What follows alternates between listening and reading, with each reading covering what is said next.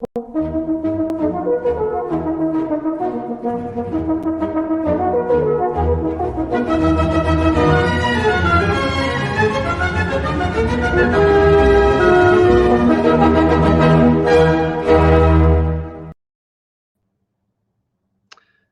everyone. Welcome to another episode of Gray Matter. Today, we have a real treat for you. We have a bona fide pro here, one of the most popular and followed podcasters in Canada, and also the author of a new and exciting book that is so dangerous that Amazon was afraid to even sell it on their website. His name is Andrew Lawton. So we're going to talk about Andrew's book, or he's going to talk about his book and what it's all about. And also because he's very much in the know and very much hooked into what's going on in Canadian politics, we also want to pick his brain about some periphery things, like, for example, what is going on with Jason Kenney, what's happening in the UCP race, and some of the other things that are happening in Canadian politics that Andrew follows very, very closely.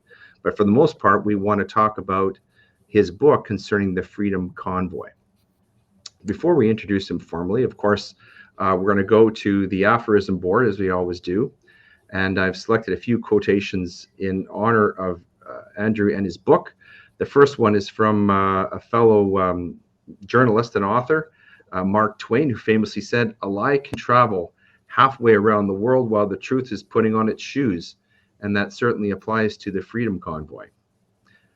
Next, one from famous author William Faulkner, another American, who said, "Never be afraid to raise your voice for honesty and truth and compassion against injustice and lying and greed. If people all over the world would do this, it would change the earth." The next is from Cicero. And this one sort of relates to our prime minister. He was quoted, "Do not blame Caesar, blame the people of Rome who have so enthusiastically acclaimed and adored him and rejoiced in their loss of freedom and danced in his path and gave him triumphal processions. Blame the people who hail him when he speaks in the form of the new wonderful good society, which shall now be Rome," or Canada, interpreted to mean more money, more ease, more security, more living fatly at the expense of the industrious.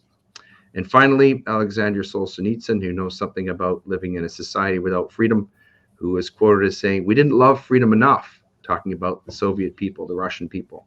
"And even more, we had no awareness of the real situation. We purely and simply deserved everything that happened afterward." Certainly a cautionary tale for Canadians. So who do we have on the show? Well, we have renowned broadcaster and best-selling author and journalist Andrew Lawton. He hosts the Andrew Lawton Show at True North, which, if you've not seen, is, in my estimation, one of the very best podcasts that you could watch to become aware of what's going on in Canada, especially Canadian politics. And he's now the author of the #1 Global Mail bestseller, The Freedom Convoy, the inside story of 3 weeks that shook the world. He previously hosted a daily show on 980 CFPL in London and hosted on 7070 CHQR in Calgary and on 640 Toronto. He was previously a national columnist for Global News, and his written work has been published across the world, including in the Washington Post, the National Post, the Toronto Sun, the Edmonton Sun, and Global News.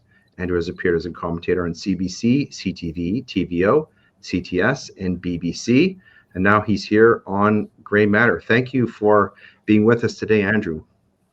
Hey, it's great to be here. Thanks very much for that rather kind introduction. I greatly appreciate it. Yeah, I was telling you off camera, I'm a real fan of your show and everything that's done at True North. Obviously, one of the best sources, maybe the best source in Canada for, I would say, honesty and truth and news. But today, we're really excited to talk about not so much your podcast, unless you want to do that. We're really interested in talking about your book. And to segue into that, I saw a piece that was published in the National Post, and I just want to set this up for you and get you to sort of dive into your book. And in the National Post article, it said, when reporter Andrew Lawton arrived in Ottawa to cover the Freedom Convoy last January, he was repeatedly struck by the divergence between what he saw on the ground and what he read in media coverage of events, in part because they were not talking to mainstream media protesters and organizers, and they were often missing or even misinterpreted in their own story. With exclusive access to some of the major players in the convoy, he set out to write fairly and accurately about the protest and the events leading up to it. So maybe let's back up a step. Maybe you could tell us how you first became involved and interested in the Freedom Convoy. So I work with a group called True North, which is a new digital media platform that has a right of center editorial bent. But when it came down to it, the convoy was really the climax, I think, in, at the time, 2 years of pandemic in Canada and government restrictions and vaccine mandates and vaccine passports, which were all issues that I had been covering quite fervently.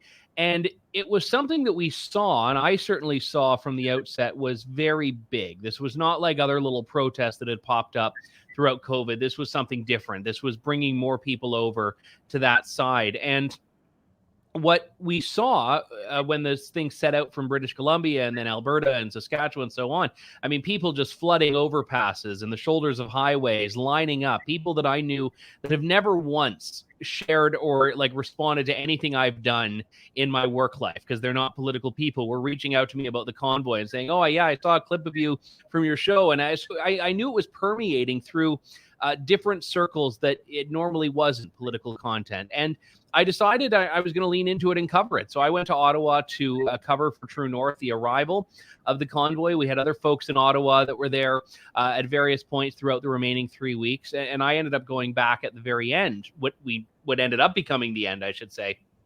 And in doing so, I was seeing a lot. I was seeing, as you mentioned earlier, the dueling narratives here between the media coverage and also the new media coverage, what people like me were seeing on the ground. And I was seeing also that there was this complexity to the operation, that this wasn't just a bunch of trucks on Wellington Street, that they had these command centers across downtown Ottawa.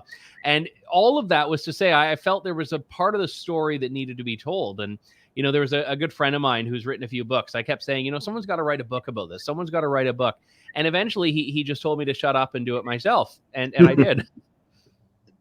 So before we get into the guts of what's in the book, Andrew, I'm interested to get your thoughts about why the reporting about the Freedom Convoy was so suppressed.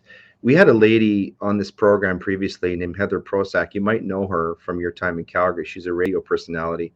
And what she did is she went to, just like you, she went to Calgary to find out for herself sort of what all the fuss was about. And she was on her own time, but she made a Facebook post. And of course, like many people who went there, she was shocked to find that, it wasn't this sort of radical, militant coup d'etat uprising, but in fact, it was about people, sharing and bouncy castles and, sort of talking and sharing food and so on. And she posted that on Facebook, and she was fired over it. She was actually first threatened by her employer, who's a very, very large media broadcaster in Canada. I won't say the name, but she was fired because she wouldn't take down the post. So my question for you is, what's your take on why it was so important for certain people to have the true story about what was going on at the Freedom Convoy suppressed or censored? Well, I think there were two. It's tough because I think there were two different aspects of this. I think one of the big ones was that for a lot of people, and I don't want to say, I don't want to say everyone, but for a lot of people, one of the big challenges was that they didn't understand this. They didn't understand who the people were. They didn't understand why they were there. They didn't really understand what it was that the fuss was about. And then there were other people that really did understand and didn't like it. They didn't like people who were protesting against vaccine mandates. They didn't like that this blue-collar group of truckers was daring to speak up and daring to say all these things. And I think that was the real challenge here. So a lot of people had these narratives that were baked in ahead of time, and they didn't really want to get off of that narrative, and they wanted to vilify these people. But if you track the media coverage, one of the things that was so interesting is that at the start of it, what had happened was the media ignored it. And then when the media realized it couldn't really ignore it, the media realized it couldn't actually pretend this thing wasn't happening, then they changed tack. And that was when we saw, I think, a lot of independent media really rise up here. Mm-hmm. So why, that leads to this question: why would they ignore it? And then why would they begin to misrepresent what was happening there? Well, I think that, we've all in Canada over the last 2 years accepted this narrative that we are to take our cues from the government on COVID. We are to take our cues from the government on what it is that we do and what it is that we stand for and what our pandemic response should be and all of that. And I think that a lot of people started to not buy into it. And I don't mean that in a conspiratorial sense. I just mean, like, a lot of people, I think, at this point in the pandemic, when you go back to January of 2022, we're saying, I don't actually want to go along with this anymore. I'm not prepared to live with these restrictions. I'm not prepared to continue to live like it's 2020. And I think a lot of people felt threatened by that. People that had really devoted their entire careers to this idea of trying to assert some sort of pandemic control. And I don't even mean it was necessarily malicious, but we see now, even to this day, a lot of people that are just letting fear dominate. And I think a lot of people just didn't want to accept that, maybe these restrictions were wrong. Maybe these restrictions were something that we needed to fight against. Maybe these mandates were unjust. Mm-hmm. One of the things that is curious to me, Andrew, and I don't know, I have not read your book fully yet, but I'm curious to know whether you deal with this in the book, is why the Freedom Convoy seems to be so polarizing. For example, we had a lady named Christine Anderson on the show. I'm sure you know that name. She was the German parliamentarian who made some very pointed comments about our prime minister.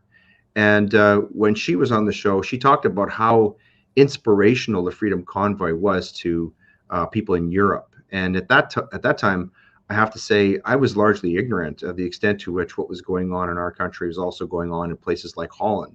And we saw this manifested later in terms of the uprisings there. But I'm curious to know your thoughts on why it is that the Freedom Convoy is still such a polarizing issue. Because in places like Ottawa, people still feel very strongly that this was wrong, and the government line, the Canadian government line, still seems to be that this is sort of like Canada's January 6th. So why is the Freedom Convoy so polarizing? Yeah, I think one of the problems is that the blockades of the border happen. And this is, I think, one of the more contentious aspects, even within a lot of people who support the convoy. Because it was, pretty much everyone I knew who identified as conservative in this country was supporting the convoy, which is why it backfired so spectacularly on Aaron O'Toole, when, as the conservative leader, he couldn't just come out and say, yeah, I support the truckers. But then when the border issues happened and we started to see this expand, and it was very grassroots, by the way, this wasn't being quarterbacked out of Ottawa, but you saw the protest expand to Coutts, Alberta, and Emerson, Manitoba, and Windsor, Ontario, and so on. A lot of conservatives were very uncomfortable with that. And a lot of people that were saying, yeah, I support the convoy, but I don't support that. And I think that a lot of the critics of the convoy have really latched on to those things, even though I would argue they were peripheral and they were, I don't want to say incidental, because they mattered, but they were incidental in terms of they weren't part of the core convoy protest, which was very much in Ottawa and focused on the federal government, focused on Parliament Hill. But I think if you ask people who don't like the convoy why, the blockades are going to come up. So I think that's where a lot of the controversy comes from.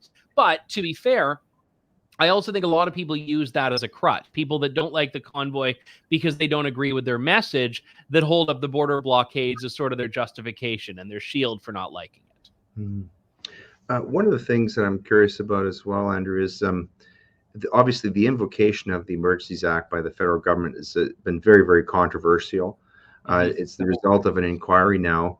I got in trouble in 2020 because I published a piece online giving the opinion that I thought that the federal government was looking for an excuse to invoke the emergency powers.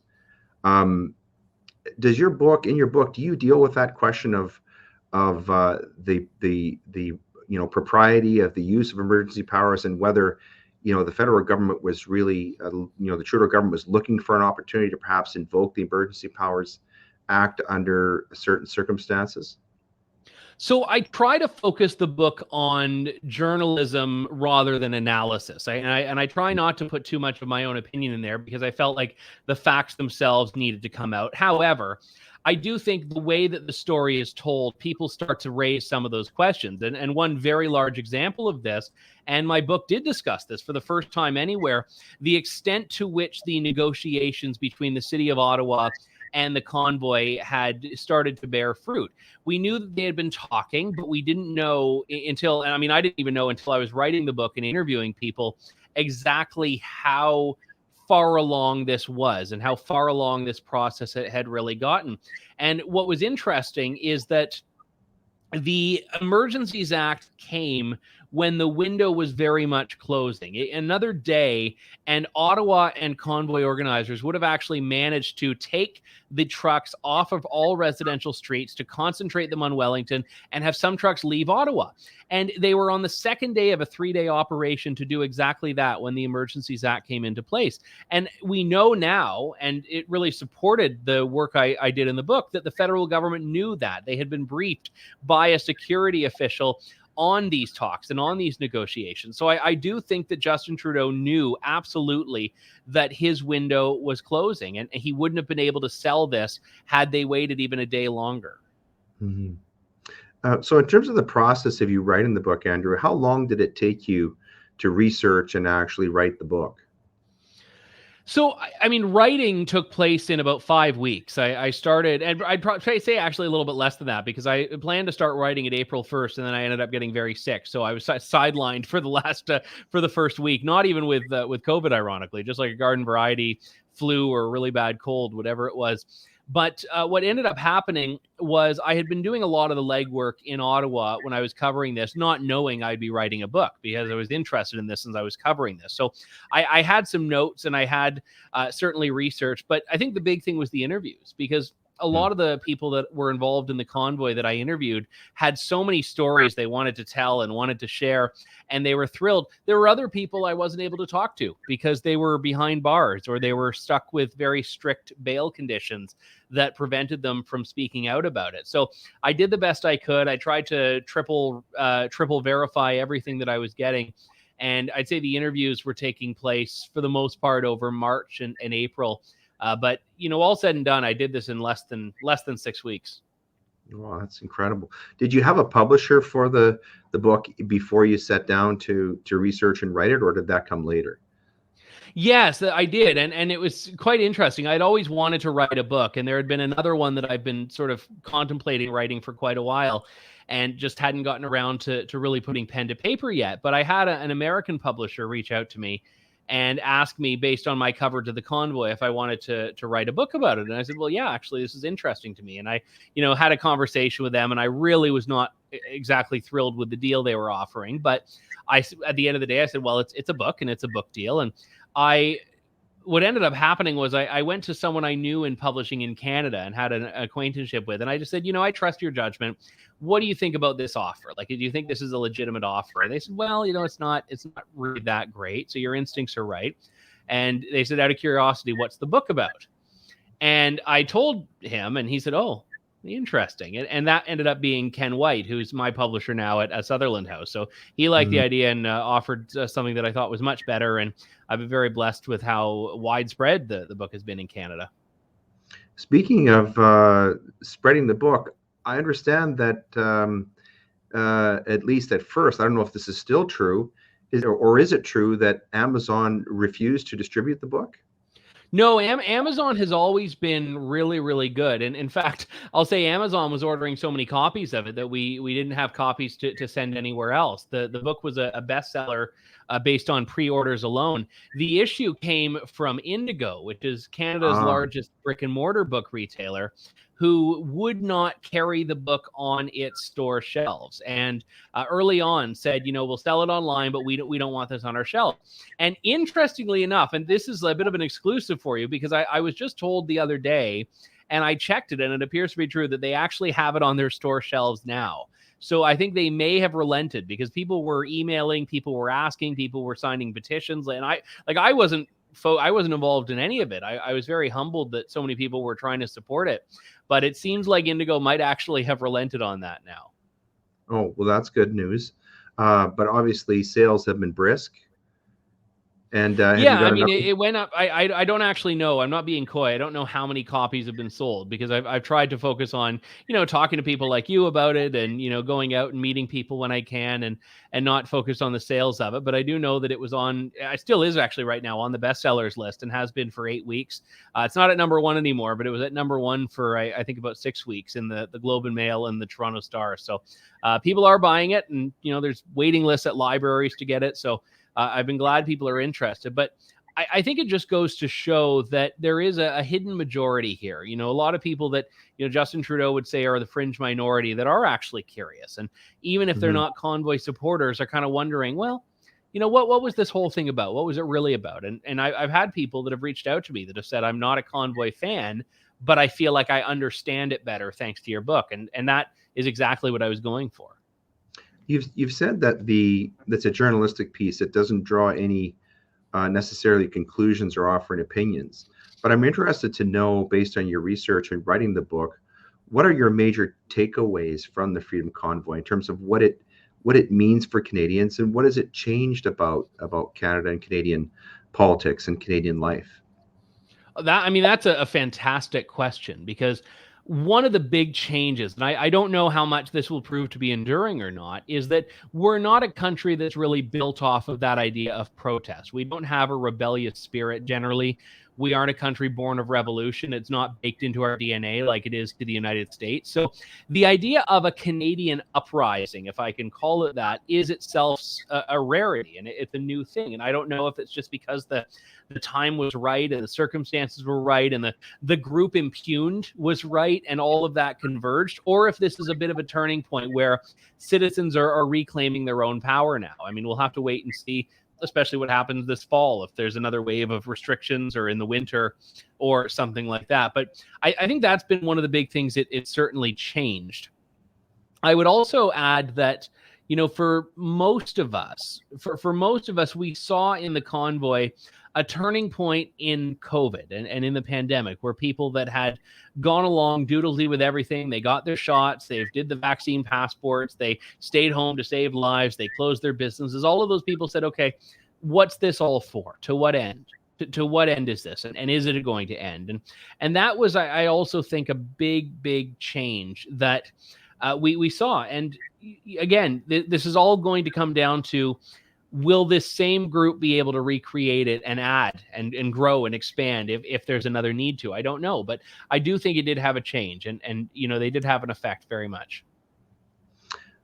One of the things that it seems to have been, or seems to have impressed upon many Canadians, is the idea that we may be at odds with our government in terms of our freedoms and civil liberties. One example of this is a situation of Tamara Leach, who has been, in the minds of many, has been not only politically persecuted, but a political prisoner.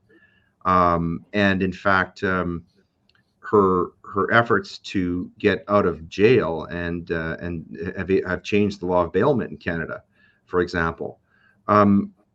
What do you make of that? What do you make of the relationship or the impact that the Freedom Convoy has had upon Canadians' impressions of their relationship between they as individuals and the federal government? Do you think the Freedom Convoy has had a lasting impact? I don't know if the convoy itself did. I mean, at the core of the convoy's message was that we as individuals should have the right to decide our own medical decisions, not the government.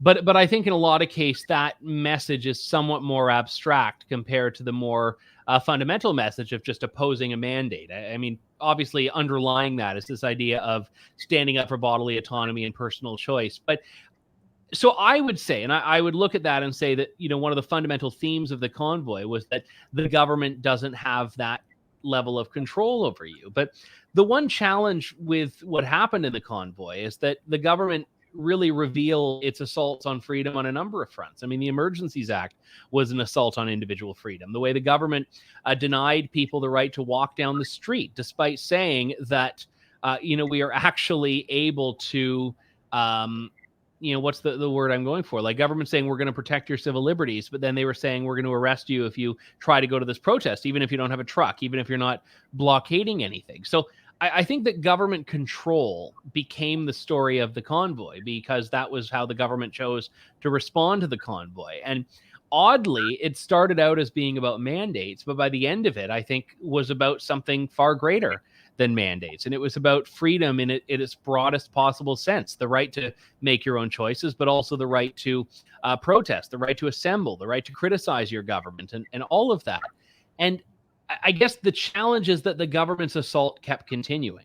When you mentioned Tamara Leach, there's a great example of it. This woman who's had the book thrown at her. Actually, I don't even know if what's being thrown at her is in the book or if it's just being made up. But, the book thrown at her time and time again, as if to just tell everyone else, don't you dare think of doing something like this. Mm-hmm. Well, it is hard to fathom when you consider, for example, and this is in the public sphere now, the situation with the Sanderson boys who have committed just heinous acts, and both of them were paroled despite their history. And then of course at Tamara Leach we have this this lady who's has no criminal record, and she's a grandmother, and she can't get out on bail. I think the Canadians start to suspect that just perhaps there are judicial activists. That there is sort of a deeper agenda at play. Mm-hmm. But one other aspect I want to ask you about, Andrew, is you've spent time in Calgary as a broadcaster, and so you know about Western alienation. There is one view of the convoy, and it seems to be held especially out east, that the convoy is or was led by Western protesters. That there's sort of this Western alienation aspect to it. Is that fair, or is that a misrepresentation of the convoy based on your research? I don't know if it's a deliberate misrepresentation. I mean, there were people whose issues were that they felt alienated by the federal government. But remember, a lot of people in Alberta who are protesting vaccine mandates had a grievance with their own government as well, because the Alberta mandate by the Conservative Premier Jason Kenney was still in effect when the convoy went to Ottawa. So I think that the people may have overlapped. There may have been people involved who had a Western alienation. I don't actually think it was a protest about that. And, one of the stories that I've told in the book, I think, and also in interviews, is that it was really something to see Alberta separatists and Quebec separatists, hugging each other and sharing a laugh in Ottawa, because the message of freedom was more unifying to them than their regional differences. And that was, I'm not making that up. That happened on a number of occasions. Mm-hmm. And I think also there were people, and one example, which I believe is in the book as well, is Chris Barber, who's from Saskatchewan.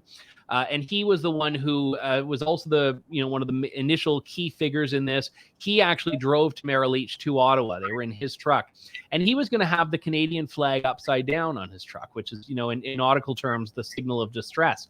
And it was in talking with Tamara that they had agreed, no, this is not the time to signal a nation in distress. This is the time to flip the Canadian flag right side up and actually be proud. And I think that there were a lot of people that had really given up on Canada for whatever reason. And they felt in the convoy that they actually had a reason to have hope in Canada again. And I think that trumped any Western independence mindsets that we saw there.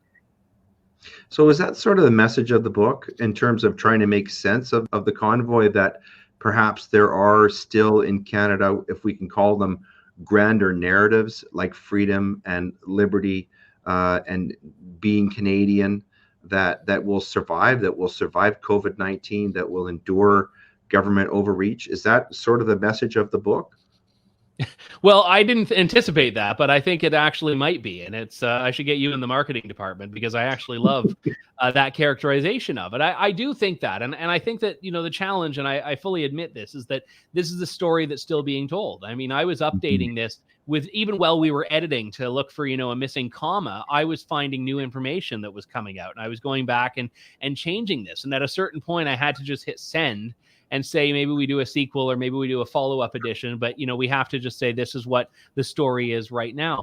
And all of that is to say that I think the broader theme is still developing as well. And we can haggle over, well, did the convoy get rid of Aaron O'Toole, and did the convoy get rid of Jason Kenney's vaccine mandate, and to Justin Trudeau? Like, we can all do that, but you are right. There has to be this core message, and I think that is very much in line with what it is, this idea of freedom that really counters all of these smaller issues that we have. And one great example of this is the way that libertarians, who generally are, and I don't want to generalize because I'm a libertarian and I'm a Christian, but libertarians who often are not social conservatives, who often are not religious, were throughout COVID very much finding alignment with deeply religious social conservatives.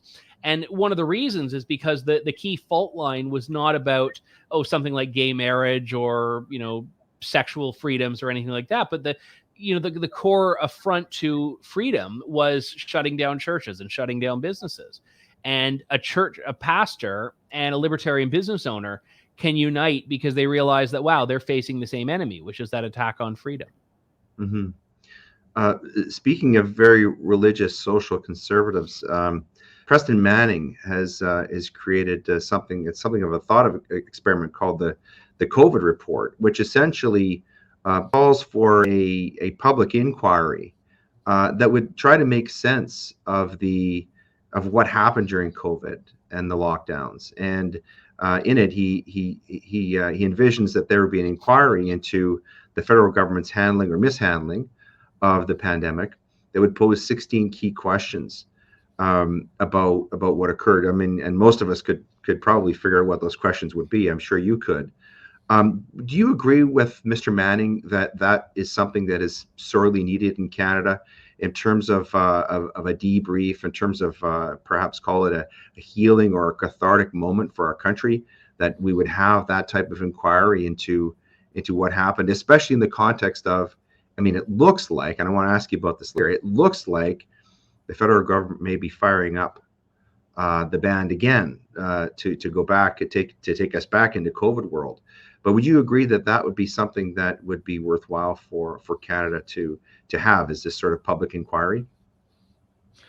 Yeah, yes and no. I think that the challenge with these things is that you cannot force accountability on a government that doesn't want to accept the accountability. I mean, you could have an inquiry that's going to look at every aspect of COVID response and file some 1,500-page report, and then the government says, yes, we hear this, and we move on. And I mean, an example of this, just take a look at the Truth and Reconciliation Commission report and ask Indigenous people if they feel that they have gotten everything they've advocated for because that report is there. No, it becomes a political punching bag, and every aspect of it becomes politicized. Of, oh yes, well, we'll do this and we'll do this, but we're going to conveniently ignore that section. And that's just an example of, very politically distinct, but a big report that has not to its supporters done what it was supposed to. And in fact, it's worse than that, because now it sort of becomes this political punching bag. And so, yes, in theory, I would love to see some royal commission on COVID response. But at the end of it, I don't think it can force a government that clearly doesn't care about individual freedoms and doesn't care about the consequences of its actions. I don't think it can force them to care. Mm-hmm. And, we're looking at aspects of this. Like, we have the inquiry into the Emergencies Act, which is going to be, it's now been postponed, but it's going to start hearings in October. And we've got legal challenges against the Emergencies Act. And we've got people fighting tickets they receive for lockdown fines. We've got all of this. But, all of this stuff, I think, is important because we have to use the tools we have available to us. But, at the end of it, the Supreme Court is going to decide that, well, these limits were probably justified or not. But I think they're probably going to say that a lot of these limits were justified when it comes to COVID response. And at the end of it, I think we need to deal with the political change that we require here, which is electing governments that don't care about, what they can get away with, but actually fundamentally agree with the principle of liberty and agree with the principle that this stuff was all wrong. Mm-hmm, mm-hmm. Speaking of that government that doesn't seem to care about liberty, recently, at the end of June, when they suspended the travel restrictions, the federal health minister, Mr. Duclos, said that that the government of Canada would be looking at imposing boosters every 3 months. More recently, our prime minister was out in public. I'm sure you saw this, and he's speaking the same language. And so many people now are thinking, "Oh my goodness, here we go again." Are we going back into COVID land? Is that where we're headed, in your estimation? I certainly fear it is, to some extent. I mean, no matter how pessimistic I am, I really don't think the government is going to try a December 2020 style lockdown. I just don't. I think there'd be riots in the streets. The interesting thing to watch will be booster mandates, because when the government put in place mandates for 2 doses of vaccine, they already had a pretty widespread vaccination. Most people were already vaccinated, and they were really trying to get that remaining, 15%, and they got, perhaps a third of them. When you look at booster mandates, the booster uptake is a lot lower. You have about 50% booster uptake. And, if in smaller age groups, it's even lower than that, which is why Western universities' booster mandate, I feel, is so unconscionable. And you're alienating probably, 3/4 of your student population. And the real challenge here is going to be that if government creates a new outside group, which it will if they do what they're talking about now, which is moving to an up-to-date, they call it, definition of vaccination. So fully vaccinated doesn't exist. You have to be up to date. And up to date may be you were boosted in the last 6 months, you were boosted in the last 3 months, if NACI has its way. And just to think about this, boosters started to become available in about January, I believe, on a widespread scale. They're saying 6 months. So if you got a booster in January or February or early March, you are now, in the government's eyes, effectively unvaccinated, in the sense that you are not up to date at all. So you need to have a 4th dose. And when you look at 4th dose numbers, the rate goes down, I think, to about 12%. So if government starts mucking around with saying that your citizenship rather, depends, I don't mean in a literal sense, but I mean in the sort of more esoteric sense, that your citizenship depends on being up to date in your vaccination. Well, they're going to say all of a sudden that 87% of people in this country no longer are able to enjoy the rights of being an up-to-date vaccinated citizen. And I don't think they can get away with that just based on the numbers alone. Okay, interesting. Some of the aftershocks of the Freedom Convoy seem to have been manifested in politics. And I want to pick your brain about what's going on, not only at the federal level, but also in Alberta. So at the federal level, we have Pierre Poilievre, who is massively popular. I saw a number that they had sold nearly 700,000 memberships. He seems to be riding a wave of incredible popularity, and he's all but won that race, it would seem. He seemed to have been christened recently by former Prime Minister Harper. And he very astutely seemed to have picked up the mantle of freedom and has been very, very critical of the federal government concerning the Freedom Convoy. Is that one of the manifestations that you see of the Freedom Convoy, the aftermath? It's sort of being not weaponized, but certainly talked about as a means of garnering political support? I think so. I mean, one of the big challenges throughout the 2021 election is that you had no one that was speaking up against vaccine mandates and vaccine passports in the federal election. I mean, Maxime Bernier, yes, but he was doing it not from the place of having representation in the House of Commons. Erin O'Toole just didn't want that fight.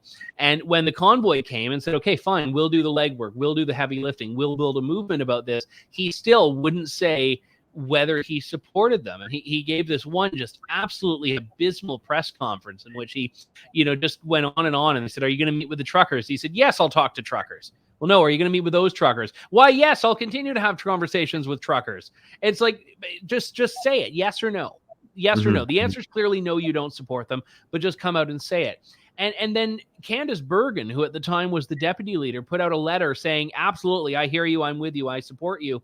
And then we know things move very quickly to oust Erin O'Toole. And it's been interesting to see what's happened in the Conservative Party since then, where this race has in large part become a litmus test on your support for the convoy. And you had, in one debate, Leslyn Lewis and Pierre Poilievre and Roman Baber all arguing about who was the bigger supporter of the convoy, who supported it first, who was louder, who met with more truckers than the other. And it's quite a far cry from a year ago when the opposite was the case, and a group like this would have had no representation. So I think having a voice in Ottawa is a very key development of this. The other thing that seems to have been an aftershock of the Freedom Convoy is it seems to have fomented existing Western alienation. There's a recent poll that you probably saw which said for the first time that independence is more popular in Alberta than it is in Quebec. And in the UCP race that's going on in Alberta, which will result in our Alberta having a new premier, arguably, on one view of the matter, I know that you're familiar with Mr. Kenney. You've had him on your show several times. I want to talk to you about that too. But on one view of the matter, Mr. Kenney's career, at least as premier, was very badly damaged, perhaps destroyed by the COVID-19 pandemic. But the UCP race has become very much about Western alienation and COVID. The key player there is Danielle Smith. She has been very outspoken, saying lockdowns never again. And she's come up with something called the Sovereignty Act, which Premier Kenney recently called catastrophically stupid. But my question is this: do you see this as an aftershock of the Freedom Convoy, that now it's finding its way even into provincial politics out west, where it's become a key talking point, just as it is at the federal level, and sort of fueling division within the country, where provinces like Alberta and Saskatchewan feel the need to actually build sort of political barriers and walls against federal government overreach? That really predates the convoy, in my view. And to be honest, I think one of the big issues Jason Kenney had with his leadership, even before COVID, was about the handling of Western independence, because you had a lot of people in his party, in his base, that were not at all fans of Ottawa, that wanted more autonomy. And some of them would say, yeah, I would want to put separation on the table. Maybe I don't want to separate, but I want it to be a bargaining chip. Whereas Jason Kenney had always been saying to these people, no, I'm a federalist. We have to be in this country. We have to stay in Canada.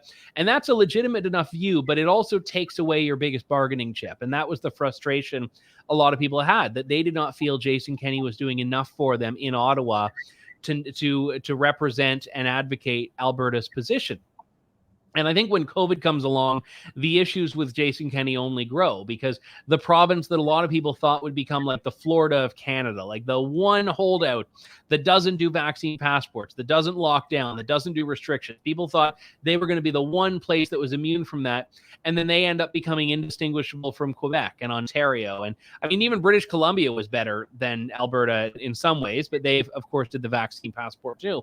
So I think that Jason Kenney's issues predated COVID. So, and I think as a result, the response to it, which is something that's largely being fought by Danielle Smith, is not something that we can say is directly a convoy byproduct. I think certainly the convoy may have contributed to it, but I think a lot of this would have been there from the get-go. And I mean, Danielle Smith herself was very critical of Jason Kenney long before the convoy, specifically because of some of these things.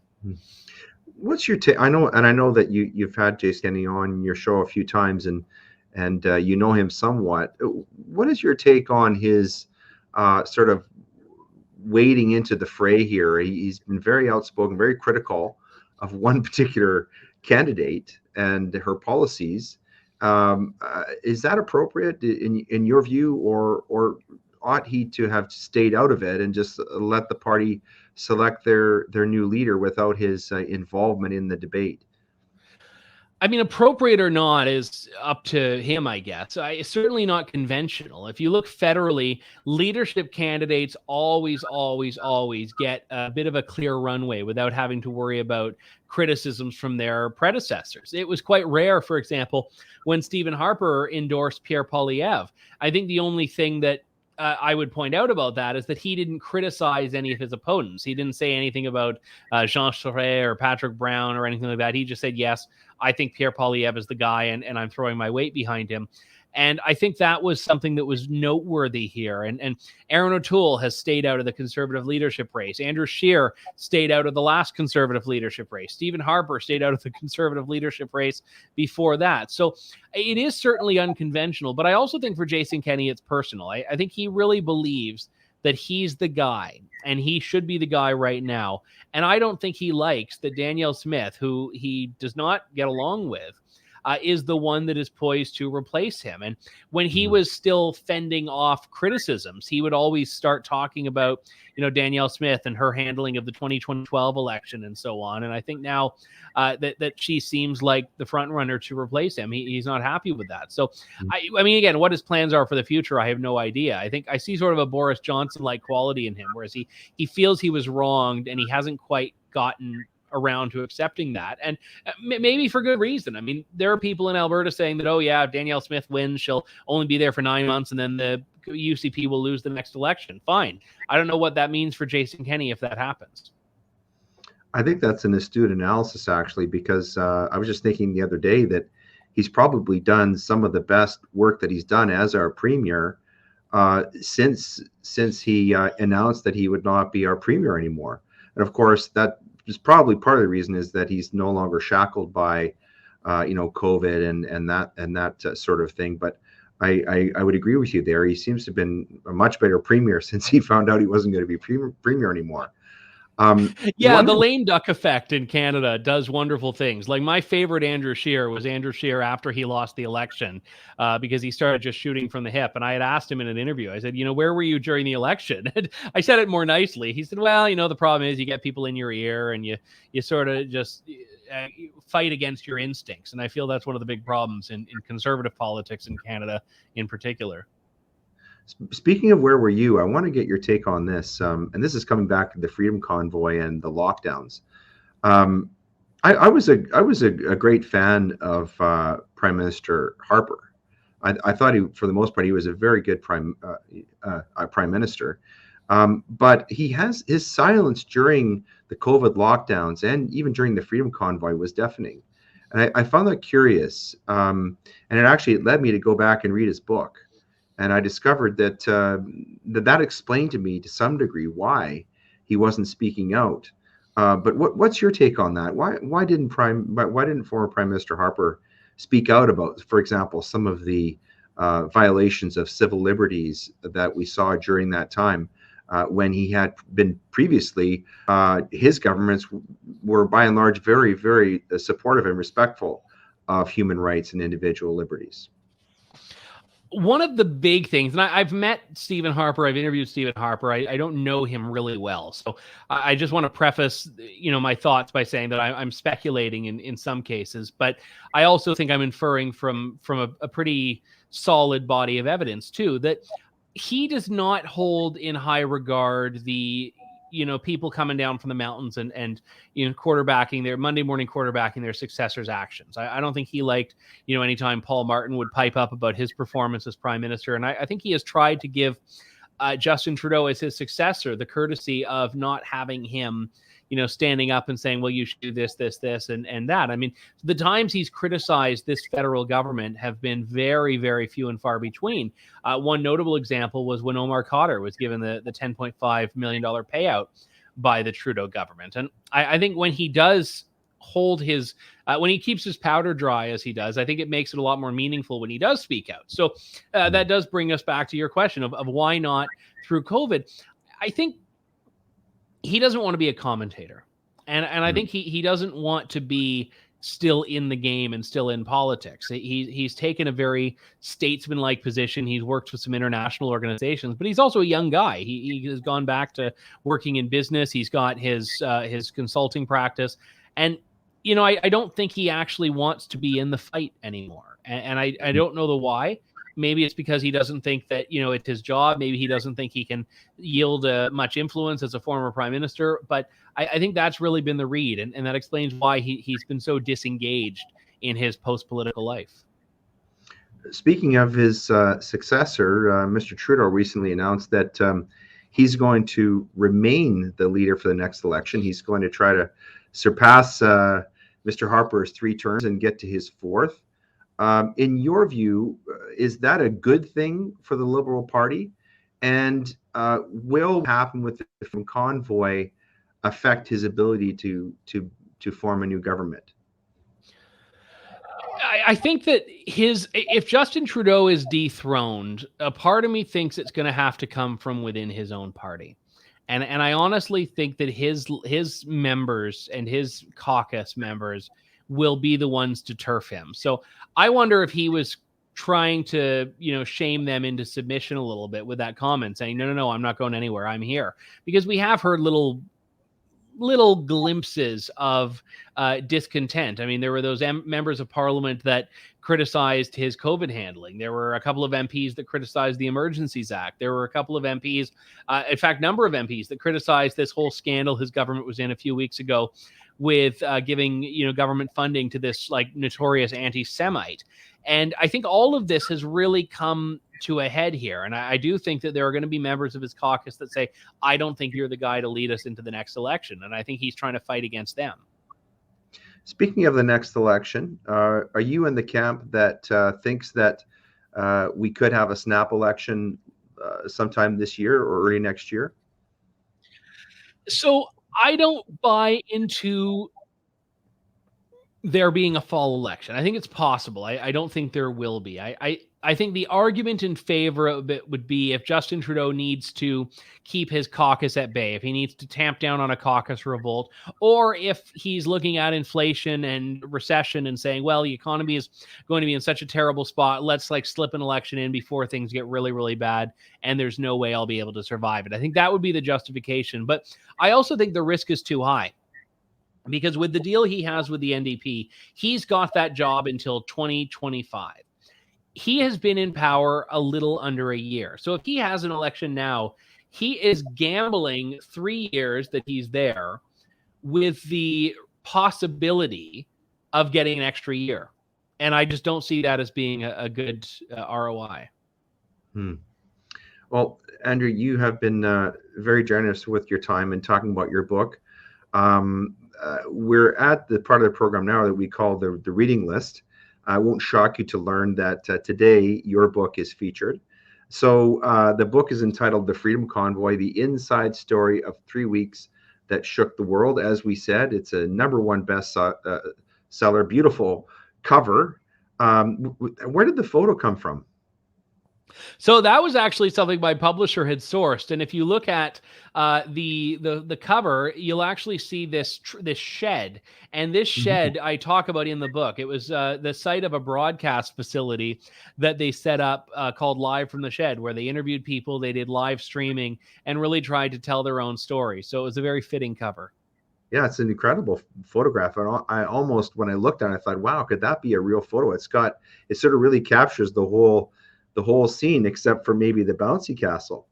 So if you were going to describe the book sort of in a minute or two or less, what would you say about it, Andrew? Why should people read and buy your book? The Freedom Convoy, the inside story of 3 weeks that shook the world, tells the story of the convoy from a perspective that hasn't been represented in the media. We know that the media was focused on really vilifying this and maligning this, and even reporters that really tried to tell the story oftentimes didn't quite understand who these people were or why they were doing it. So the book takes a sympathetic portrait of who the people are, but also explains the logistics of it, of how this thing actually happened, of how they assembled, of how it came to be, of how they kept this thing going for 3 weeks. What happened to the money? How did the fuel get into the trucks? All of these questions that people have had about the book that were never really answered by any of the on-the-ground reporting. So the book really tries to contextualize and also go behind the scenes and beneath the surface, and I think it does that. So if people want to find the book, where would they go? Obviously, it's available on Amazon. Hopefully, they'll be able to find it at Indigo soon. Where else can they go to buy the book? Can they buy it off of your website, for example? I don't sell it on my website. The publisher does, and that's Sutherland House Books, and their website is sutherlandhouse.com. So you can get it from them directly. And also we have it at some independent bookstores as well, depending on where people are. But certainly it is around, so I appreciate that. And Andrew, before you go, I also wonder if you wouldn't mind talking a little bit about your podcast. I follow your podcast faithfully, but some of our viewers might not know about it. Can you tell people a little bit about your podcast and where they can find that so they can follow you and what you're doing? Absolutely. So it's called the Andrew Lawton Show, and I do it at True North, which is a great Brilliant title. independent media platform in Canada. You can follow it and other content we do at True North at tnc.news. And it comes out a couple times, well, a few times a week, but I'm doing another show covering off on my colleague's maternity leave called Fake News Friday. So I'm doing the Andrew Lawton Show twice a week now and Fake News Friday every Friday.